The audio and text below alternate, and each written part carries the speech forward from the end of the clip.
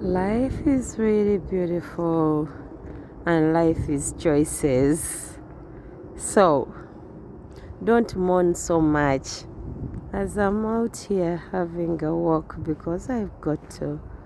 I looked at this and I was like, if I had stayed back home in Africa, where would I have seen this?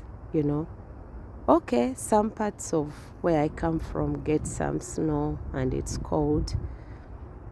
But even if I were to mourn this, can you imagine where the birds, the animals that habitate these places, where are they? Normally this place is full of squirrels. Where are they? And the foxes, they have to bear with this. Look at these darling trees, you know, they are just bearing with the nature of life. No complaining, no mourning, just being. I guess little by little, the more you start walking in nature, the more you start really being observant and you get the awareness of life, you understand that maybe we came here willingly as well, just as we can give all the excuses that, oh my God, because I wanted the money. So it becomes a thing of something's got to give, you know. Something is got to give. You can't eat your cake and have it too. So if you eat it, then you don't have it. But then I also wanted to say something. This goes to all people in foreign countries and those people back home. The word gratitude comes here. Can you imagine people working so hard, being in this weather that is not made for them, like naturally? Then they share with you their spoils. And every time they give you anything, you feel they've not given you much. Even when they entrust you so that you share with what they've gathered, because still hunter-gathering is still going on, because we've gone. I don't know if it is slave trade, it is like individual slave trade, but it's like people go to hunt to bring home spoils, to bring home different things. But then, where is our gratitude? Where is the love? When you give what you can give and people say, oh, it is too little, and you look at such people when they wouldn't even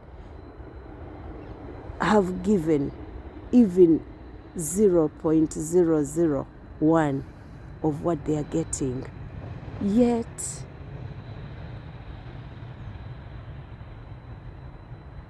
they can never get enough, and enough can never be enough when you're giving to our people. Yes, there are those who are grateful, but then there are those who make it a personal vendetta to destroy others, to take all that people have worked for. This is even drying out, but it can be, if it is still holding up, it means the temperatures are really kind of a freezer-like. But then at the end of it all, when we look at the grass, we see the resilience of staying rooted in who you are. So regardless of what you're giving, of what you're doing, just keep doing what you do, Just keep walking your walk. Do the good you can. It's not about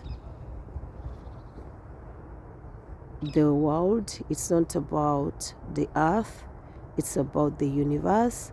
It's about even the allowing, because we could mourn this, but there are people who have, since they were born, they've been trying to get to this side of the world and they failed, So even grace, when grace brings you this side of the world and you expand your awareness, you should be grateful. Much as you have to go through this, you're like, oh God, If I go home, if I, I will have seen what it means to be in such a place. You could tell somebody that actually temperatures can freeze and even outside feels like this, and they're like, I don't believe it. So in everything we have to give thanks, and just as God provided with that story of, even those people, even us who are still servants to the body, and we need to work, even if we take nothing when that journey is done. Grace still holds us. But then the question becomes, when is enough enough?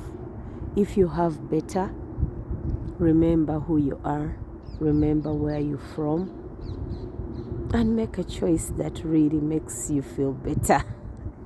Much love.